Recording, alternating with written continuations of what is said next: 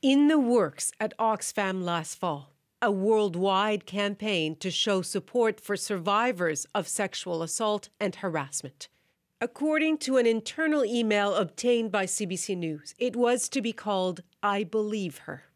But the email also says the campaign was shelved after a risk analysis because it could be perceived as hypocritical due to some of the first reports on sexual harassment within Oxfam.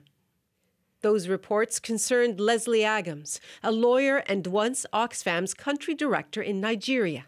They didn't believe me. In 2010, she'd accused a manager of trying to rape her. An internal investigation failed to substantiate it. Then she was let go. The termination letter delivered by the very same manager. I felt gaslighted because I remember doubting myself. I'm like, what? Am I wrong? Did I imagine this? Was it really my fault? And all these things coming out now, it's kind of like, okay, it wasn't just me. It wasn't my fault. This month, Oxfam's handling of sexual exploitation by 7 of its staff in Haiti raised questions, especially about the leadership's motives. From our point of view, does it not look like Oxfam was more interested in protecting its own brand than protecting vulnerable women and girls? It may look like that, Mr. Law, and I can't do anything other than say I think it was wrong. Oxfam's director, Mark Goldring, revealing that 26 new allegations of sexual misconduct have emerged since February 9th, 16 of them in the field. Now we know he, too, is the subject of an internal investigation over his handling of the Agams case.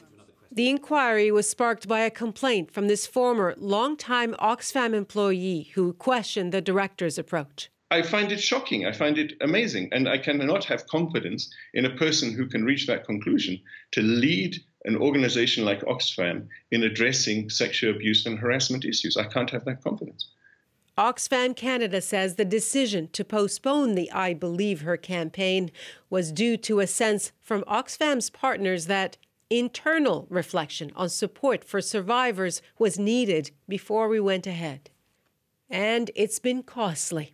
In less than 2 weeks, Oxfam says more than 7,000 of its regular donors have stopped giving. Nala Ayed, CBC News, London. So Oxfam is losing donors and the entire aid sector is losing the public's confidence, and it's no wonder.